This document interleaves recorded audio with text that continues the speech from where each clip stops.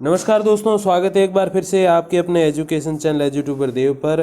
दोस्तों, आज के समय में जो भी अभ्यर्थी पीजी करता है यानी कि एमए, एमएससी या एमकॉम करता है और उसके अगर पीजी में फर्स्ट डिवीजन है या यूं कहें 55% या उससे अधिक अंक है, तो उसके मन में एक क्वेश्चन जरूर आता है, अगर वो रेगुलर पढ़ा है या प्राइवेट भी पढ़ा है, कि मैं कॉलेज लेक्चरर बन सकता हूँ क्या। तब वो एलिजिबिलिटी के बारे में जानकारी लेता है या हमारे जैसे कॉलेज लेक्चरर को पूछता है कि सर जो है हम आपके जैसे कैसे बन सकते हैं या कैसे बन सकती हूँ। तब हम उनको यही बात बताते हैं कि अगर आपके यूजी में 45% है और पीजी में 55% आपने बना दिए 55, तो फिर आप जो है नेट क्लियर कर लीजिए और कॉलेज लेक्चरर बन जाइए। हालांकि इसमें अब एक और प्रश्न ये भी आया है कि पीएचडी जरूरी है क्या। तो देखिए, अनिवार्य तो नहीं है। आगे आने वाले समय में जब नियम बदलेंगे तो उसमें जो एकेडमिक की बेसिस पे कट ऑफ बनेगी उस टाइम शायद वो जरूरी नहीं होते हुए भी जरूरी हो जाए। लेकिन वर्तमान में इस समय लेटेस्ट भर्ती के अनुसार ये पीएचडी जो है वो ज़रूरी नहीं है कॉलेज लेक्चरर या यूं कहें कॉलेज में असिस्टेंट प्रोफेसर के लिए। बाकी यूनिवर्सिटी में तो फिर 2023 आपको पता ही है। अब देखिए, इसके लिए क्या करता है वो अभ्यर्थी, नेशनल लेवल का जो अपने एग्ज़ाम होता है एनईटी यानी कि नेट नेशनल एलिजिबिलिटी टेस्ट, उसको देता है। लेकिन अमूमन हर अभ्यर्थी से पहली बार में नेट क्लियर नहीं होता, उसको 2 3 या कई बार 4 4 ट्राई भी लगते हैं। अब उन 4 प्रयासों के बाद कई सारे अभ्यर्थी जो है वो हताश भी हो जाते हैं कि नहीं, ये तो हमसे क्लियर नहीं होगा। तो फिर वो बीएड वगैरह के माध्यम से जो है सेकंड ग्रेड फर्स्ट ग्रेड की ओर चले जाते हैं या अधिकतर अभ्यर्थी थर्ड ग्रेड की ओर चले जाते हैं। तो उन अभ्यर्थियों के लिए एक खुश खबर जो है वो जल्दी मिलने वाली है। सेट एग्जाम कराने की तैयारी में राज्य सरकार है। ये अपडेट आज की तो नहीं है, 2 4 दिन पुरानी है, लेकिन थोड़ा सा मुझे समय नहीं मिला, इसीलिए आपके कमेंट्स रिप्लाई नहीं कर पाया और न ही कोई वीडियो आपके लिए ला पाया। तो उसके लिए मैं क्षमा प्रार्थी हूँ आप सभी जो मेरे दर्शकगण हैं, जो श्रोता हैं और जो मेरे एक परिवार की तरह हैं उनसे। अब देखिए, ये 8 साल बाद राज्य सरकार जो है वो सेट या स्लेट करवाएगी। SET means state eligibility test, राज्य पात्रता परीक्षा, और स्लेट का मतलब होता है स्टेट लेक्चरर एलिजिबिलिटी टेस्ट या यूं कहे राज्य व्याख्याता पात्रता परीक्षा। तो दोनों में से कोई सा भी शब्द कहो एक ही है। अब कई सारे अभ्यर्थी पहले के समय में दूसरे राज्य जो हैं उनसे सेट करते थे, जैसे हरियाणा यूपी वगैरह से, लेकिन वो सेट अब अपने राजस्थान में मान्य नहीं है पिछले कुछ सालों से, तो उस सेट का कोई मतलब नहीं है। तो अब सीधी सी बात यह है कि उनके पास एक ही विकल्प था नेट क्लियर करने का। और काफ़ी बार कमेंट्स वगैरह हम पूछते भी थे, सर सेट होगा कि नहीं होगा बता दो। तो हम यही कहते थे कि कोई संभावना नहीं है, आप जो है नेट क्लियर कर लो।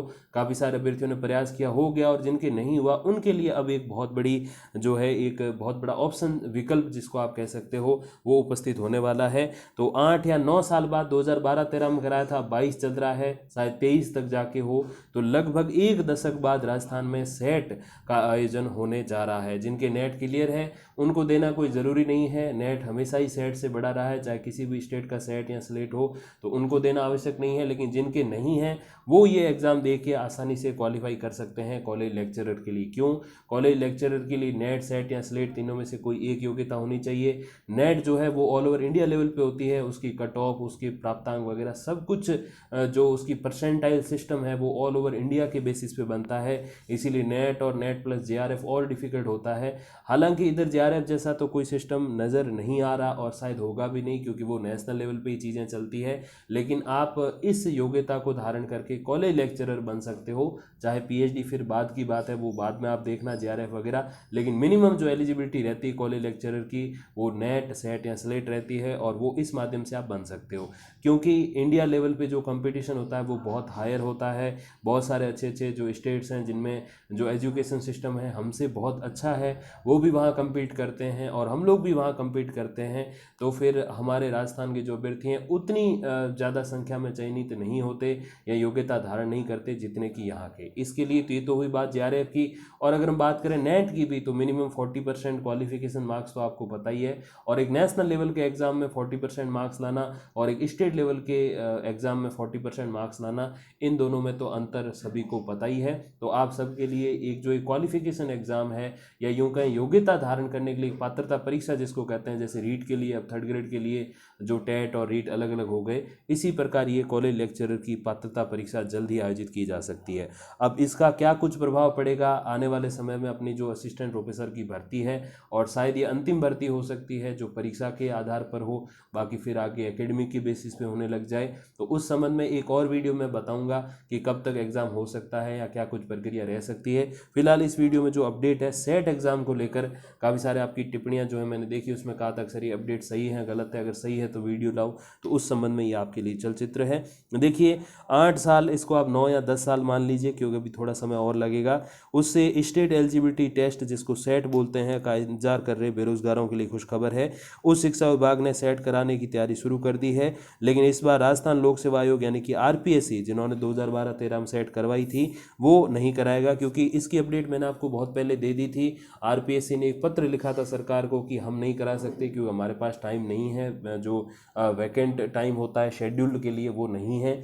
तो इस संबंध में तो हमें पहले ही पता था कि आरपीएससी तो नहीं कराएगा। अब जो है भर्तियों का भार होने का राजस्थान कर्मचारी चयन बोर्ड ने भी इससे हाथ पीछे खींच लिए हैं, क्योंकि आरपीएससी के बाद सेकंड जो अपने राजस्थान की भर्ती संस्थान है बड़ी, वो आरएसएमएसएसबी है, यानी कि राजस्थान कर्मचारी चयन आयोग, जो कि अब रीट का मेन एग्जाम करवाएगा। बाकी लैब असिस्टेंट, लाइब्रेरियन वगैरह का भी वही करवाता है। तो अब जो है सीधी सी बात क्या हुई कि आरपीएससी नहीं, आरएसएमएसएसबी नहीं तो कौन, तो देखिए उस संबंध में भी बात कर लेते हैं। अब पीटीईटी की तर्ज पर सेट परीक्षा कराने की जिम्मेदारी विश्वविद्यालयों को दी जा सकती। जो आपको पता हो पीटीईटी जो है वो पहले डूंगर कॉलेज कराता था, एमडीएस जेएनयू ने भी जो है कराई है, और इसके अलावा जो एमएड के लिए एक एग्जाम होता है पीएमईटी शायद बोलते हैं उसको, तो प्री एमएड जिसको बोलते हैं, वो पहले राजस्थान यूनिवर्सिटी कराता था, अब यूनिवर्सिटी ऑफ कोटा करा रहा है। तो ये सारी चीज़ें समय के साथ बदलती रहती है। प्री बीएसटीसी जो है वो शिक्षा समन्वयक अपने सरकारी संस्थान है वो करवाती है। तो यूनिवर्सिटीज़ भी काफ़ी बार जो है कंपटीशन एग्ज़ाम जो है करवाती हैं, इतने बड़े लेवल का तो नहीं, लेकिन हाँ एक पात्रता परीक्षा, भाई पीटीईटी भी एक तरीके से आपके एडमिशन का एग्ज़ाम है बीएड के लिए, और पीएमईटी जो है वो आपके एमएड के लिए जो है एक तरीके से एंट्रेंस एग्ज़ाम है। तो एंट्रेंस एग्ज़ाम से तो थोड़ा अपर होता है, लेकिन ओरिजिनल नौकरी जिससे मिलती है कंपटीशन एग्जाम से उससे थोड़ा नीचे होती है एलिजिबिलिटी एग्जाम या फिर पात्रता परीक्षा। तो फिर वो यूनिवर्सिटी ही अब कोई न कोई करवाएगी। पिछले विधानसभा क्षेत्र में जो है वो सेट का मुद्दा उठाया गया था, और उसी के आधार पर जो विधानसभा अध्यक्ष है सीपी जोशी, उन्होंने कहा था कि जो नेट सेट स्लेट या पीएचडी योग्यताधारी उनके लिए कोई व्यवस्था करनी चाहिए। तो फिर सरकार ने उस पर गंभीरता से विचार किया, और ऐसे अपने राजस्थान के कम से कम 50,000 से लगाकर 70-80,000 तक अभ्यर्थी ऐसे हैं जिनके पास ऐसी योग्यताएं हैं जो वो कॉलेज लेक्चरर बन सकते हैं। उसी के आधार पर सरकार ने जो है वीएसवाई यानी कि विद्या संबल योजना शुरू की, ताकि उन अभ्यर्थियों को रोजगार मिले जिनके पास ऐसी हायर क्वालिफिकेशन है, उच्च योग्यता है, और जो बच्चे हैं, जो छात्र छात्राएं हैं कॉलेजेस में पढ़ रहे हैं रेगुलर, उनको भी जो है शिक्षक का लाभ मिल पाए, क्योंकि भर्ती में 1-2 साल का समय तो लग ही जाता है।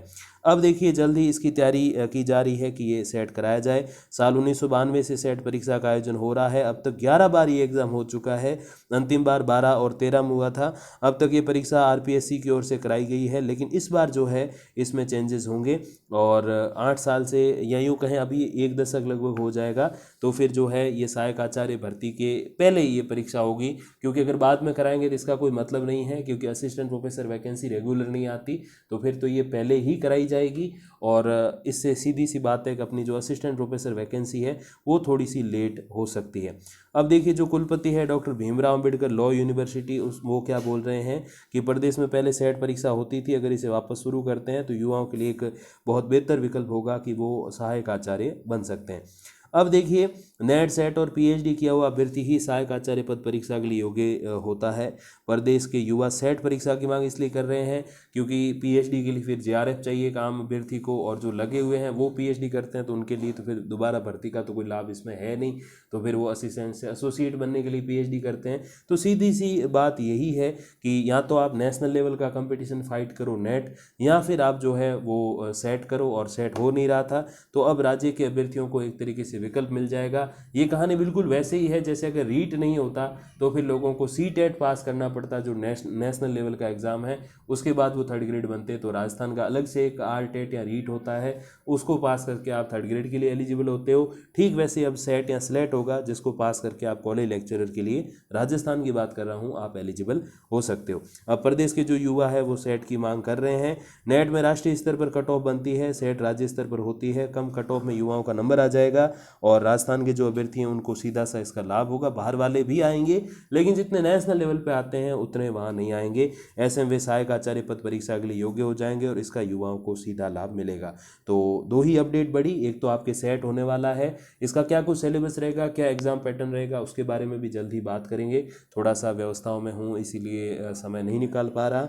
और बात करेंगे अपने असिस्टेंट प्रोफेसर आगामी जो एग्ज़ाम है मेन, जिससे आप असिस्टेंट प्रोफेसर बनोगे इन कॉलेजेस ऑफ राजस्थान, तो उसके लिए भी क्या कुछ अपडेट होगी या क्या कुछ एग्ज़ाम पोस्टपोन या क्या कुछ अपडेट जो है लेटेस्ट हैं कि एग्ज़ाम कब तक हो सकता है, तैयारी के लिए आपको जो है वो कितना समय मिलेगा, उस संबंध में बात करेंगे नेक्स्ट वीडियो में। तब तक के लिए धन्यवाद, नमस्कार।